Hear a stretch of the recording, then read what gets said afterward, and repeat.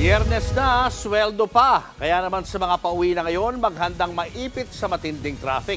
At live mula sa EDSA Mandaluyong, nasa front line na balitang yan, si Gerard de la Peña. Gerard, kamusta naman ang traffic dyan? Nako Julius, payday Friday ngayon kaya asahan natin na talagang grabe ang daloy ng trapiko sa mga pangunahing lansangan dito sa Metro Manila. Magpapasko na kasi kaya naman ganitong klaseng kalbaryo ang dinadanas ng mga kapatid nating motorista at mga commuter. Kung dati masikip ang trapiko tuwing rush hour, ngayon kahit tanghali na at hindi naman rush hour, mabagal na rin ang usad ng mga sasakyan sa EDSA at sa iba pang pangunahing kalsada sa Metro Manila, lalo't papalapit na ang Kapaskuhan. Ngayong Biyernes, sumakto pa sa araw ng sweldo. Kaya asahan na raw na lalong sisikip ang trapiko. Ang mga pumapasada nga, apektado na ang kita dahil imbes na makarami ng biyahe, nai-stuck sila sa traffic.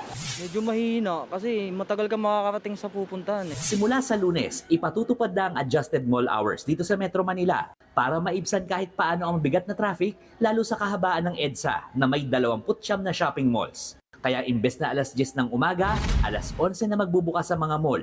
At mas late din magsasara pagpatak ng alas 11 o hanggang alas 12 ng hating gabi.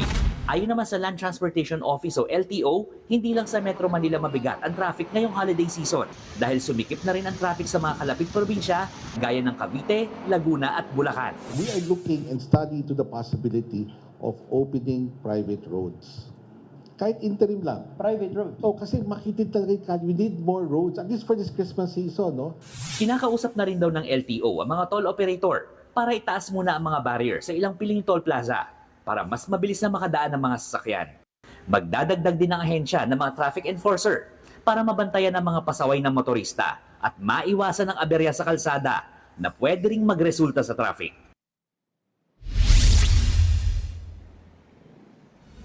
Julius, ang nakikita nyo ngayon dito sa aking likuran ay ang northbound lane ng EDSA dito sa may bandang Julia Vargas. At kung nakikita nyo naman, talagang napakabagal ng daloy ng trapiko. Gayon din doon sa kabilang side, doon sa southbound lane nito, halos hindi na gumagalaw yung mga sasakyan.